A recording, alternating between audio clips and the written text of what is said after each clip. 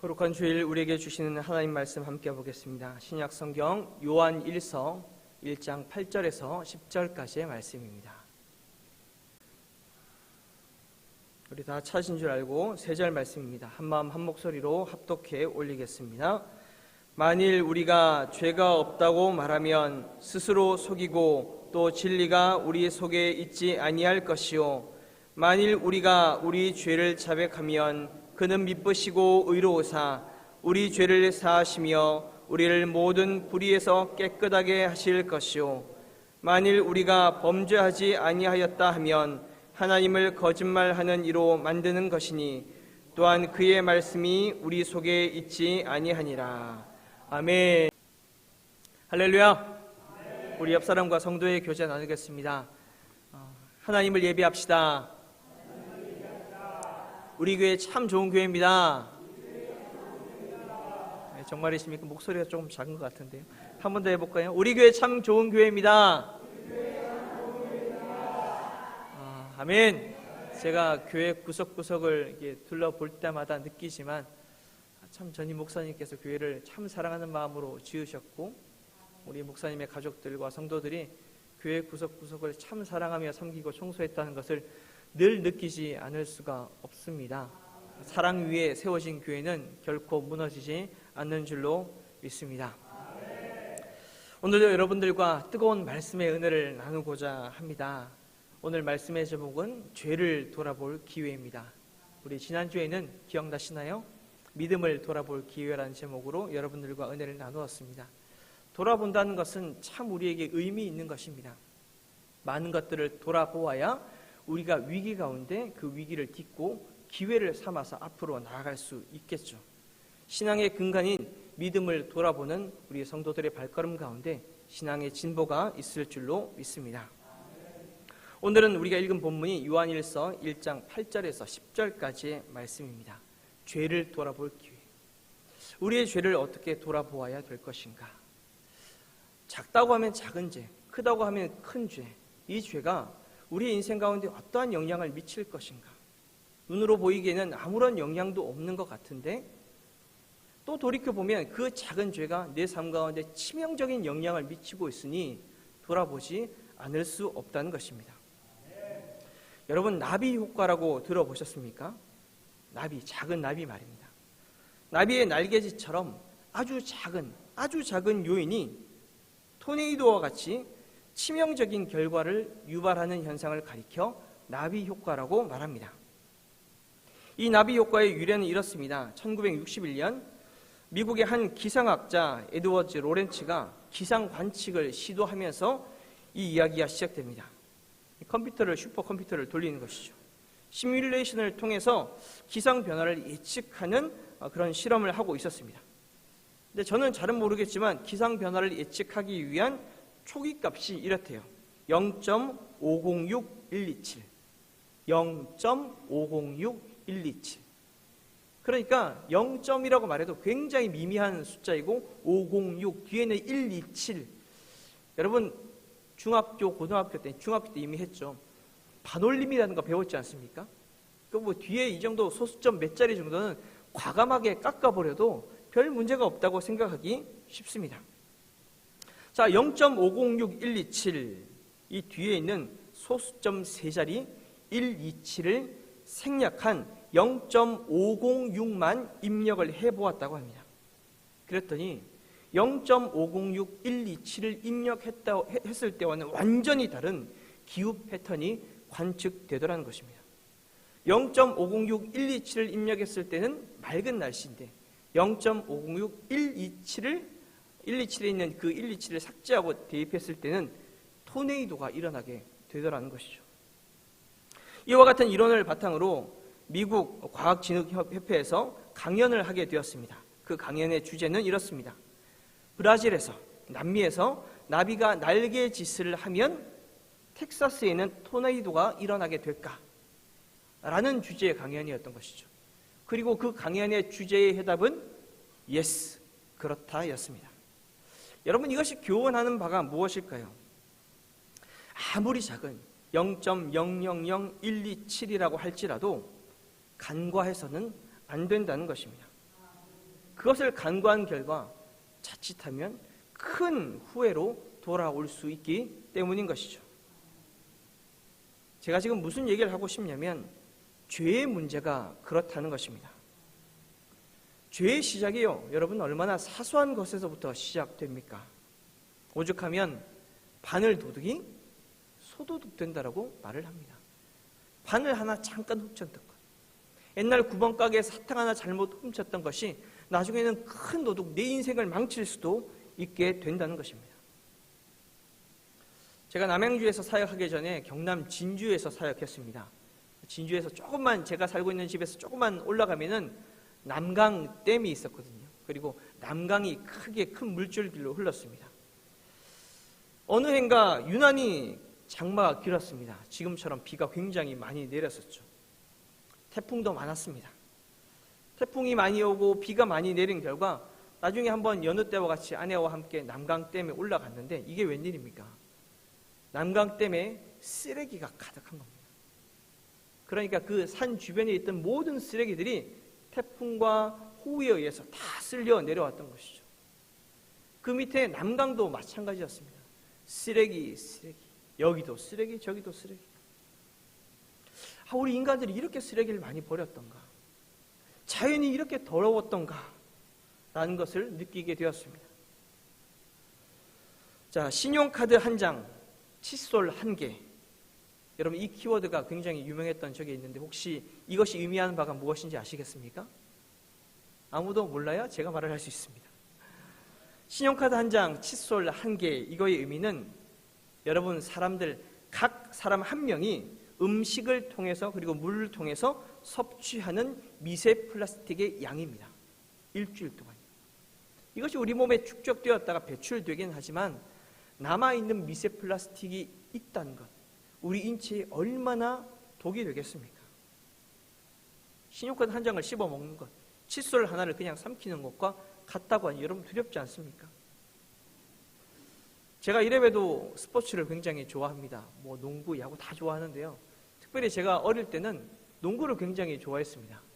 그 농구 선수 중에 우리 연배가 있으신 분들은 아시겠죠? 이 강동희라고 하는 선수가 있었습니다. 팔이 굉장히 긴 선수가 있었거든요. 농구를 굉장히 잘하고 드리블도 잘하고 손이 기니까 상대방의 공을 얼마나 그렇게 잘 뺐는지 그 선수의 플레이 하나하나에 열광을 했던 기억이 있습니다. 그런데 먼 훗날 이 강동희 선수가 이제 감독이 되고 나중에 신문 매체에 한번 나오는 것입니다. 이 선수가 잘했나. 근데 알고 보니 승부 조작이라고 하는 범죄에 관여되었던 것입니다.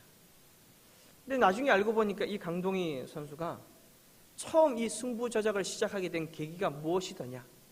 다름 아닌 복권 한 장이었다는 것이죠. 스포츠 복권 한 장에 재미 삼아서 시작했던 것이 승부 조작이라고 하는 중대한 범죄에게까지 이르게 되었다는 것입니다.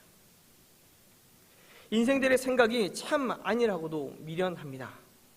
스스로 생각하기를 이렇게 생각합니다. 나 하나쯤이야. 그리고 이 정도는 괜찮겠지. 그러면서 합리화시키는 것이 무엇이냐? 남들 다 하는데, 남들 다 그렇게 하는데. 여러분 과연 그럴까요? 기독교 세계관, 성경적 세계관, 복음의 세계관 가운데 살아가는 우린 하나님의 말씀이 무엇라 말하는지 귀를 기울여야 할 것입니다. 로마서 6장 23절의 말씀은 이렇게 말합니다. 우리 자막 보시면서 함께 보겠습니다. 시작. 죄의 삭은 사망이요 하나님의 은사는 그리스도 예수 우리 주 안에 있는 영생이니라. 아멘. 하나님의 은사, 그러니까 이 복음은 그리스도 예수 주 안에 있는 영생으로 우리 가운데 있는데 그와 반대되는 죄의 삭은 무엇이라고요? 죄의 삭은 사망이라고 말씀하고 있는 것입니다. 죄의 삭이 사망이라고 한다면 여러분 우리는 죄를 짓는 그 순간 직결 처형을 받아야 합니다. 아니 인류의 역사를 거슬러 올라가 아담과 하와가 선악과를 따먹었던 그 순간 직결 처형을 받았어야 하는데 성경의 역사가 창세기 2장 3장에서 끝나지 않는다는 것입니다. 우리가 늘 죄를 짓는데 죽지 않는다는 것이죠. 여러분 어떻게 이런 일이 있을까요? 죄를 지었지만 사망이 우리에게 임하지 않는 이유, 하나님의 사랑, 태초부터 있었던 그 사랑이 우리 가운데 중보자가 되심으로 집행이 유예되었다는 것입니다. 그렇게 집행이 유예되던 중 우리에게 복음, 곧 하나님의 은사, 선물이 전해집니다. 하나님의 사랑이 실제로 우리에게 나타나게 된 것이죠. 우리가 잘 아는 말씀 요한복음 3장 16절입니다. 시작. 하나님이 세상을 이처럼 사랑하사 독생자를 주셨으니 이는 그를 믿는 자마다 멸망하지 않고 영생을 얻게 하려 하심이라. 아멘. 여러분 아멘이십니까? 하나님이 세상을 이처럼 사랑했대요. 여러분 달리 표현할 방법이 없어서 이렇게 이처럼이란 표현 안에 모든 것을 담았습니다. 사랑을 하되 수천 년 동안 집행을 유예시키는 그 사랑, 그리고 그 사랑이 증명되기 위해서 하나밖에 없는 아들을 이 땅에 보내어 주심으로 십자가에 죽게 하신 그 사랑, 이처럼 사랑하심으로 독생자를 주셨고 그 사랑으로 말미암아 우리에게 집행이 유예되었다는 것. 이제는 예수 그리스도께서 십자가에 못 박혀 죽으신 단번에 드려진 완전한 제물이 되심으로 말미암아 그 예수 그리스도를 믿는 자는 누구나 구원을 받게 되었다는 것. 여러분 이것이 복음인 줄로 믿으시기 바랍니다. 여러분 우리는 그렇게 하나님의 은혜와 사랑으로 구원을 받은 하나님의 백성들입니다. 그런데 여기서 한 가지 여러분들에게 질문을 드려보겠습니다. 자, 우리가 이 밖에 예수 그리스도를 믿음으로 말미암아 받은 이 구원, 영원한 구원일까요? 영원한 구원일까요? 우리가 성경에 대한 연구가 조금 필요합니다. 성경이 말하는 답은 노입니다. 한 번 받은 구원은 완전한 구원, 영원한 구원이라고 하는 하나님의 입장에서는 그렇지만 우리 인간에서 그렇게 고백하는 것은 구원파나하는 이론이겠죠. 왜냐? 성경이 말하는 구원의 본질은 이미 우리가 얻은 구원이지만 아직 완성되지 않은 구원이기 때문에 그렇습니다. 왜 그렇습니까? 우리가 구원받은 백성으로 살아가려고 무던히 애를 쓰지만 우리가 발을 딛고 살아가는 이 세상은 여전히 죄로 가득하기 때문에 그렇습니다. 죄가 우리에게 수시로 기회를 타서 우리들 가운데 탐심을 심어주기 때문에 그렇죠.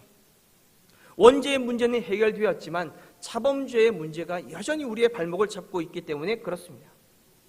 여러분 그렇다면 이 구원의 문제는 언제 완성되는 것일까요? 2000년 전 구원주로 오셨던 예수 그 그리스도가, 우리가 믿고 있는 예수 그리스도 그 구원주가 이제는 구원주가 아니라 심판주로 이 땅에 재림하시는 그날 우리의 구원은 완성되는 줄로 믿습니다. 그때까지 우리는 영적인 전쟁을 치르는 것이죠. 삼키려는 자, 사탄 마귀와 지키려는 자, 하나님의 백성, 하나님의 성령의 탄식하심과 치열한 영적 전투를 치르는 것입니다. 빌립보서 2장 12절에 이렇게 말씀합니다. 그러므로 나의 사랑하는 자들아, 너희가 나 있을 때뿐 아니라 더욱 지금 나 없을 때에도 항상 복종하여 두렵고 떨림으로 너희의 구원을 어떻게 하라고요? 이루라. 우리에게 있는 구원을 이루기 위해서 우리는 치열한 영적 전투를 치르는 것입니다. 지금 이 예배 자리에도 그렇습니다.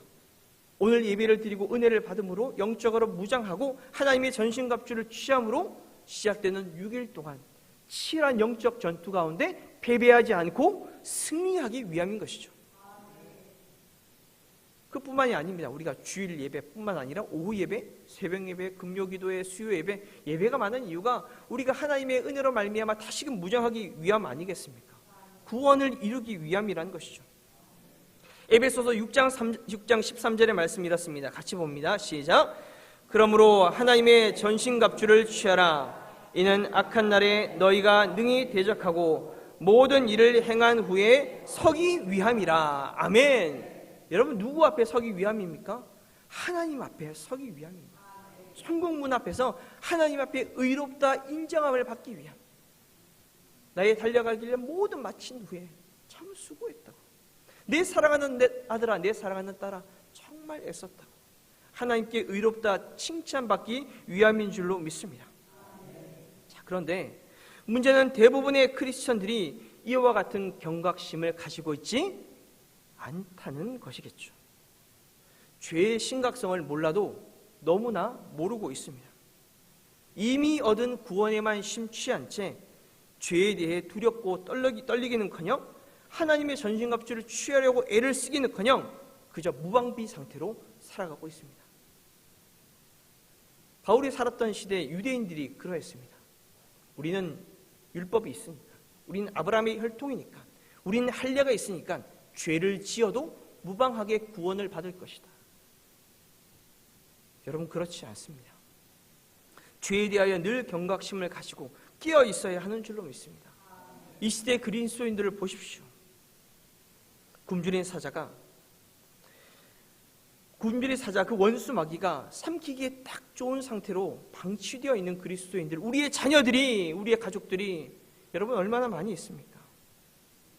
성경은 우리에게 이렇게 말합니다. 원수, 즉 악인들의 죄된 행위에 대해서 이렇게 말하죠. 머리에 숯불을 쌓는 것과 같다는 비유를 합니다. 로마서 12장 20절과 21절의 말씀 제가 읽어드리겠습니다. 원수가 줄이거든 먹이고 목마르거든 마시게 하라. 그리함으로 내가 숯불을 그 머리에 쌓아 놓으리라. 악에게 지지 말고 선으로 악을 이기라. 아멘. 세상에 악한 사람들이 우리 그리스도인들을 많이 위협하고 공격합니다. 그러나 선으로 악을 이기라고 말을 합니다. 왜 그러냐? 선으로 악을 이김으로 말미암아 그들의 머리 위에 숯불이 쌓이게 될 것이라는 이야기인 것이죠. 자, 물론 여기서 말하는 숯불은 원수들이 마침내 느끼게 될 죄에 대한 부끄러움과 수치를 의미합니다. 하지만 악인들은 자신들의 지은 죄에 대한 부끄러움과 수치를 곧장 느끼지는 못합니다. 숯불 하나가 머리에 올려졌을 땐 뭐 그저 따뜻하다라고, 아무 문제가 없다라고 생각하는 원수들도 있기 때문에 그렇죠. 우리 그리스도인들은 그런 가운데 여전히 악을 선으로 이기는 노력들이 필요합니다. 그렇게 할 때 아무리 악으로 선을 돌려줘도 도무지 깨닫지 못하는 원수들의 머리 가운데 숯불이 하나둘 쌓이겠죠. 우리 그리스도인들이 이 세상 가운데 살아갔는데 여전히 괴롭힙니다. 여전히 무시합니다. 여전히 자신들이 우주의 중심이라며 그리스도인들을 몰아세웁니다. 그럴 때마다 그들의 머리 가운데 숯불이 하나둘씩 쌓이게 되는 것이죠. 하지만 말씀드렸습니다. 이 숯불의 특징이 무엇입니까? 막강한 화력은 아니지만 여전히 그 속에는 뜨거운 열기가 담겨져 있다는 것입니다. 머리 위에 선반을 이고 숯불을 하나 올렸을 땐 모르겠지만 2개가 되고 3개가 되었을 때도 모를지는 모르겠지만 하지만 숯불이 여러 개가 쌓이게 되면요, 그 안에 있는 화력이 모아져서 불길이 솟아오릅니다.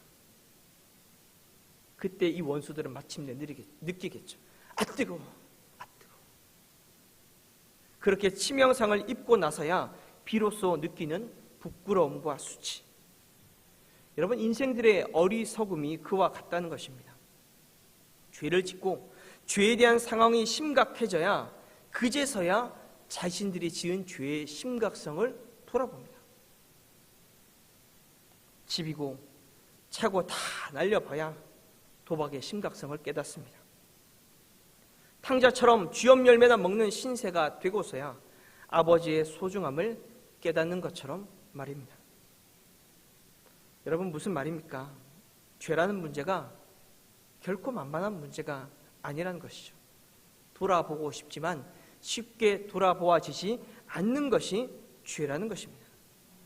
안일하게 대처하다가는 숯불이 쌓이고 쌓여 결국에는 나도 모르게 손쓸 수 없는 위기에 직면하고 말 것이란 이야기죠. 한때 아이들에게, 요즘은 아니지만 슬라임이라고 하는 액체 괴물 이런 것들이 유행했던 적이 있습니다. 요즘은 어르신들도 다 아시더라고요. 손주들이 막 그걸 가지고 노니까 이게 뭐냐고 하면서. 근데 문제가 있습니다. 이 슬라임을 가지고 놀다 보면 아이들이 막 가지고 놀고 만지고 바닥 풍선을 한다고 막 이렇게 만드는데 옷에 묻는 거예요. 저희도 집에서 이제 애들이 슬라임을 하게 되면은 꼭 이렇게 안 입어도 되는 옷, 이렇게 버려도 되는 옷 입혀놓고 이렇게 했거든요. 근데 꼭 한 번은 방심한 채 새 옷을 입은 상태에서 한 적이 있습니다. 그러면 어떻게 될까요? 생각하기도 끔찍하죠. 하다가 그 슬라임이 하나가 튀는 겁니다. 튀면 어떻게 해요? 손으로 문지릅니다. 그런데 나중에 그 상태를 방치하다 보면 온몸에 묻게 되고 결국에는 그 새 옷을 버리게 되는 것이죠. 괜찮겠지. 아닙니다. 옷을 통째로 버리게 되고 우리의 인생을 송두리째 날려버릴 수도 있습니다. 최근에 지구온난화가 심각화되면서 영구동토층에 대한 연구 또한 활발하게 이루어지고 있습니다. 영구동토층 들어보셨습니까? 영구적으로 얼어있는 땅, 그러니까 너무 춥고 척박한 땅이어야 되겠죠. 러시아 북부, 과거에는 러시아의 땅이었지만 지금은 미국의 땅이 된 알래스카 지역을 의미합니다. 문제는 온난화가 심화되면서 이 땅이 최근에 녹기 시작했다는 것입니다. 푸른 풀이 솟기 시작했다는 것이죠. 그러니까 장점도 있습니다. 어떤 장점이냐? 거기에서 석유나 천연가스들을 발굴할 수 있게 되었다는 것이죠. 하지만 이 장점보다 단점이 더 치명적입니다. 첫 번째 문제는 그 땅 가운데 싱크홀들이 심심찮게 생겨나게 되었다는 것입니다. 언 땅들이 녹기 시작하니까 땅에 빈 공간들이 생겨나면서 싱크홀들이 뻥뻥 뚫리듯이 생기게 된다는 것이죠. 이 싱크홀은요, 우리 도시에서 도시 지역을 개발하면서 상하수도 문제로 생기는 싱크홀과 차원이 다릅니다. 어마어마하게 큽니다. 이것보다 더 심각한 문제가 있습니다. 싱크홀 속에 있던 오래된 동물들의 사체들, 거기에서 무엇이 나오느냐? 부패된 가스들이 나오고 온갖 고대의 식물들과 동물들, 인류들에게 해를 끼쳤던 고대 바이러스들이 유출되고 있다는 것입니다. 영구 동토층으로 덮였으니 완전히 이제는 끝난 줄 알았는데 영구 동토층 밑에 있는 것들이 드러날 일은 절대 없을 것이라고 생각했는데 마침내 폭발해버린 죄악의 숯불 앞에 속수무책인 우리 인생들의 모습입니다. 여러분, 이런 속담이 있죠. 뿌린 대로 거둔다고. 덮여있는 것 같으나 뿌린 것은 반드시 거두기 마련입니다. 죄는 반드시 돌아오기 마련이죠. 과학 문명이 발전되고 산업이 발전되는 것 좋습니다.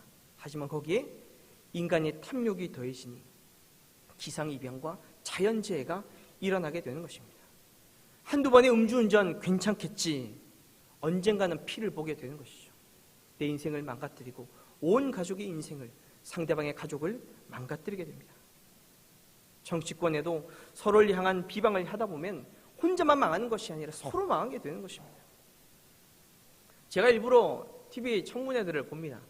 정치적인 이야기를 하고자 하는 것이 아니라 만약에 내가 저 자리에 앉아 있으면 어떨까라는 생각을 하기 위해서인 것이죠. 아니, 그 자리에 앉기만 하면 사돈의 팔중까지 모든 거 다 털더라고요. 탈탈 털립니다. 먼지 하나까지 흠을 잡습니다. 애매한 행동, 말 하나까지도 엄중한 죄가 될 수 있는 곳이 그 자리이기 때문에 그렇죠. 심지어 없는 죄도 만들 수 있는 자리가 그런 자리더라고요. 여러분, 그런 걸 보면서 여러분들은 어떤 것을 느끼십니까? 저는 이렇게 생각합니다. 내가 누군가의 죄에 대해서 손가락질을 할 것이 아니라 나도 조심해야 되겠구나. 내가 언제 저 자리에 서게 될지 모르니 남 얘기가 아니구나.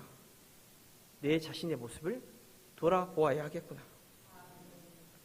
그런데 그것조차 잘 되지 않습니다. 죄를 덮으려다가 때론 나도 모르게 죄를 키우는 우를 범하고 마는 것이 저의 모습이기도 합니다. 여러분, 우리 인생들이 나도 모르게 죄를 키우는 이유가 무엇일까요? 나도 모르게 말이 이게 어폐가 있긴 한데, 여러분, 그 이유는 무엇이냐? 나 스스로가 죄가 없다고 스스로 속이기 때문입니다. 나는 잘못한 것도 없다고, 남들 다 그렇게 하는데, 변명과 핑계로 일관하고 어떻게 해서든 미꾸라지처럼 그 죄의 사슬에서 빠져나가려고 하기 때문입니다. 사람들 앞에서야 그럴 수 있겠지만 부끄러운 것은 하나님 앞에서도 그러고 있는 우리들의 모습입니다. 우리의 모든 것을 보시는 하나님 앞에 죄된 인간이 벗어날 구멍이 있겠습니까? 오늘의 본문의 말씀을 다시 한번 보겠습니다. 1장 8절의 말씀이죠. 같이 봅니다. 시작. 만일 우리가 죄가 없다고 말하면 스스로 속이고 또 진리가 우리 속에 있지 아니할 것이요. 아멘. 죄가 없다고 말하는 우리 인생이 스스로 속이는 것이라고 요한이 이야기합니다. 그 순간 우리 안에 진리는 없다는 것이죠. 이어진 10절도 같이 한번 보겠습니다. 시작. 만일 우리가 범죄하지 아니하였다 하면 하나님을 거짓말하는 이로 만드는 것이니 또한 그의 말씀이 우리 속에 있지 아니하리라. 아멘. 만일 우리가 범죄하지 아니하였다라고 하면요, 이건 나에게뿐만 아니라 하나님의 이름을 망령되이 일컫는 것과 같다는 것입니다. 세상 사람들이 우리를 가르쳐 뭐라고 하겠습니까? 나는 죄 없다라고 말하는데 어느 교회 다니고 어느 교회 직분이 있다고 하면 여러분 그것이 무엇이겠습니까? 그 죄가 드러났을 때 그 수치가 과연 누구에게로 향하겠느냐라는 이야기입니다. 스스로를 죄 없다 속이고 하나님을 거짓말하는 이로 만드는 우리들의 완악함이 그만큼 심각하다는 것입니다. 영구 동토층이 녹아 온갖 사체들이, 그리고 그 가운데 있는 가스들이, 바이러스들이 뿜어져 나와 우리의 삶을 망가뜨리는 것처럼 우리들의 죄가, 이 시대의 죄가 그렇게나 분명한데, 우리의 삶과 영혼을 그렇게나 이미 망가뜨리고 있는데 어떻게 그렇게 스스로를 속이며 아무런 일 없다는 듯이 지내고 있는지 성령님이 탄식하고 계시다라는 이야기입니다. 코로나 초창기 때 제가 좋았던 것이 딱 한 가지가 있습니다. 그게 뭐냐면, 코로나 초창기 때 여러분 모든 것이 멈췄잖아요. 사람들이 다 집 안에 들어가서 나오지를 않았습니다. 그랬더니 공장이 멈추고 사회생활이 멈춰서 우리는 불편했지만 황사가 사라진 거예요. 여러분 기억하십니까? 그의 봄에는 황사가 없었습니다. 늘 스모그로 가득했던 인도나 그런 개발도상국의 나라들 보면요, 개선문 이런 데 사진들을 보면은 황사가 없어요. 동물들이 나오고요, 꽃이 피고요. 근데 우리는 그 전까지 어떤 생각을 했습니까? 이미 자연은 망가졌다, 이미 늦었다라고 이야기를 했는데, 미세먼지가 사라진 하늘, 자유롭게 뛰노는 동물들, 자연 세계를 보면서 여태까지는 환경 오염은 엎질러진 물이라고 생각했는데 가능성이 있음을 발견했잖아요. 그러면서 깨닫게 된 한 가지 명언, 늦었다고 생각할 때가 언제라고요? 가장 빠른 때라는 것입니다. 죄의 문제도 마찬가지라는 것입니다. 늦었다고 생각할 때가 가장 빠른 때입니다. 그러니 지금이라도 돌아보아야 할 것입니다. 우리의 언행을, 우리의 생각을, 우리의 관계를, 우리의 물질을, 우리의 지난 날들을 하나하나 면밀히 돌아보아야 할 것입니다. 미세먼지로 가득했던 하늘이 맑아졌듯이 우리의 영혼도 마침내 맑히실 하나님의 능력을 기대하시고 소망하시길 바랍니다. 오늘의 말씀 9절 말씀 제가 한 번 더 읽어드리겠습니다. 만일 우리가 우리 죄를 자백하면 그는 미쁘시고 의로우사 우리 죄를 사하시며 우리를 모든 불의에서 깨끗하게 하실 것이요. 아멘. 죄를 돌아보고 멈추기를 꺼리는 사람들의 이유가 있습니다. 그것은 죄를 끊음으로 말미암아 내가 포기해야 될 인생의 요인들이 굉장히 많기 때문에 그렇습니다. 첫 번째로 죄가 주는 쾌락을 끊을 수 없기 때문에 그렇습니다. 갑자기 이것들을 끊으려고 하면 내 삶의 즐거움이 사라지는 거예요. 세상의 쾌락이 얼마나 우리의 오감을 자극합니까? 그런 것들을 끊을 수 없는 것입니다. 시간이 많이 지나긴 했지만 여러분 N번방 사건을 아시죠? N번방 사건의 주범이었던 조주빈이 자신이 감옥에 들어가기 전에 많은 기자들 앞에 서서 이와 같은 명언을 합니다. 멈출 수 없었던 악마의 삶을 멈춰주셔서 감사합니다. 제가 이 말을 들으면서 머리에 망치로 한 대 세게 맞은 것 같더라고요. 멈출 수 없는 악마의 삶을 멈춰주셔서 감사합니다. 그만큼 죄가 주는 쾌락이 컸다는 것, 멈추고 싶어도 멈출 수가 없다는 것입니다. 인생들의 마음 가운데는 죄를 멈추는 브레이크 장치가 이미 고장나 있기 때문에 그렇죠. 그뿐만 아닙니까? 돈과 사람과 명예와 이 모든 것들이 우리의 죄가 얽혀 있습니다. 그러니까 이 과거의 죄들을 포기하려면요, 돈도 포기해야 되고요, 사람도 포기해야 되고요, 명예도 포기해야 됩니다. 아니 포기만 합니까? 예전에 내가 잘못했던 것들을 돌이키기 위해서 갚아야 할 것들이 빚지게 되는 삶을 살 수도 있다는 것입니다.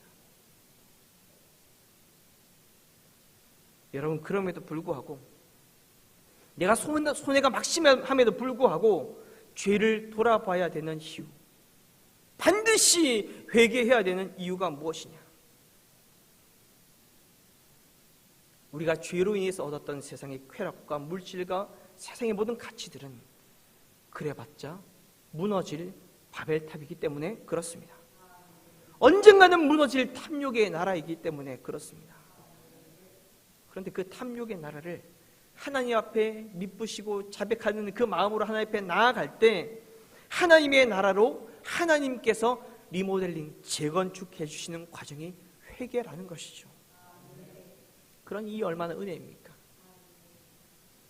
육시적인 관점에서의 돌이킴도 우리에게 많은 유익이 있을 수도 있습니다. 하지만 하나님 앞에서의 돌이킴이 여러분 그 파급력이 얼마나 굉장하겠습니까? 생각해 보십시오. 하나님께서 우리의 인생을 리빌딩 해주신데 처음에는 손해가 있겠죠. 죄로 인해 많은 잘못된 것들을 갚아야 될 것들이 있을 것입니다. 하지만 물질이 하나님 위에 설 때, 우리의 관계가 하나님 위에 설 때, 세상의 명예가 하나님 위에 설 때, 우리의 지식이 하나님 위에 설 때 여러분 그 나라가 얼마나 강력하겠느냐라는 것입니다. 오늘의 9절 말씀에 모든 불의에서 깨끗하게 하실 것이요, 모든 불의에서 깨끗하게 하실 것이요 라고 분명히 이야기합니다. 어떤 특정한 하나만 이야기하는 것이 아니라 하나님께서 우리의 모든 인생의 죄를 깨끗하게 하실 것이란 이야기입니다. 깨끗하게 하다, 이 의미는 헬라어로 카다리세라고 하는 단어입니다. 카다리세, 그냥 부분적으로 닦는 것을 의미하는 것이 아니고요, 이 의미가, 이 카다리세의 의미는 극도로 오염된 마실 수 없는 물, 여러분 지나가다가 물웅덩이 아니면 지나가는 하천에 고여있는 물 가운데 막 진짜 뻐끔뻐끔 공기가 나올 정도로 그 먹지 못하는 물 있잖아요. 그 극도로 오염된 물을, 마실 수 없는 물을 마실 수 있는 상태로 깨끗하게 하는 의미가 오늘 본문 가운데 있는 깨끗하게 하다, 이 카다리세라고 하는 단어의 의미입니다. 이런 능력은요 우리 인생들에게 없습니다. 나에게는 없습니다. 그 누구를 통해서 할 수도 없습니다. 오직 하나님께만 있는 줄로 믿습니다. 하나님께서, 예수님께서 삭개오를 부르십니다. 그에게 회개케 하시고 그의 가정에 들어가서 이 자녀도 아브라함이 자손이 되었음을 선포합니다. 많은 사람들에게 손가락질을 받았던 세리 삭개오가 하나님의 자녀로 깨끗하게 되는 순간인 것이죠. 십자가 위에 있는 강도도 마찬가지입니다. 우편에 있는 강도가 이야기합니다. 예수님께 이렇게 얘기합니다. 오늘 나를 기억해달라고.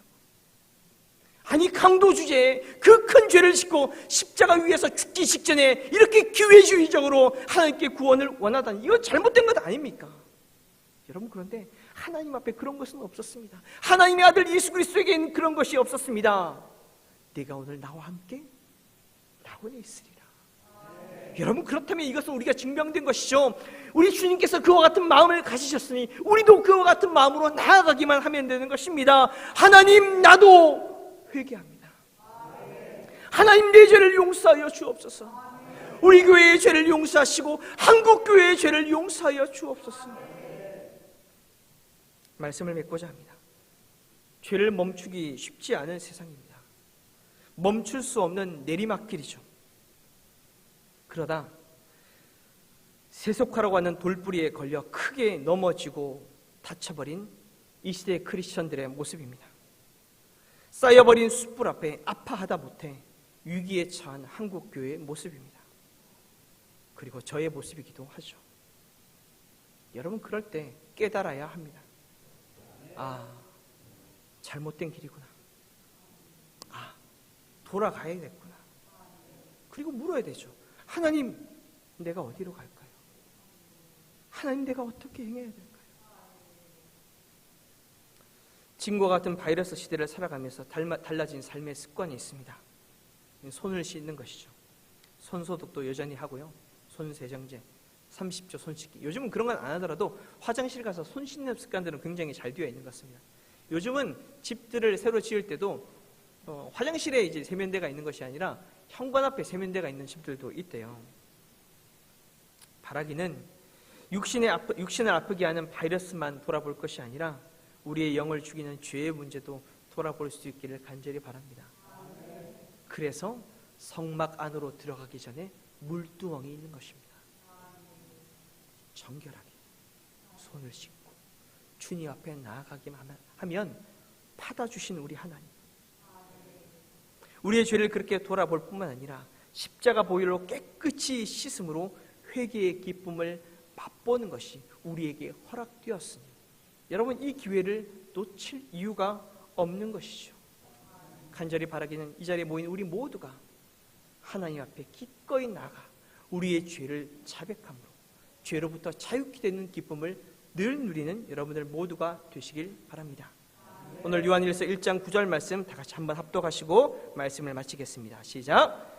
만일 우리가 우리 죄를 자백하면 그는 미쁘시고 의로우사 우리 죄를 사하시며 우리를 모든 불의에서 깨끗하게 하실 것이요. 아멘. 기도하겠습니다.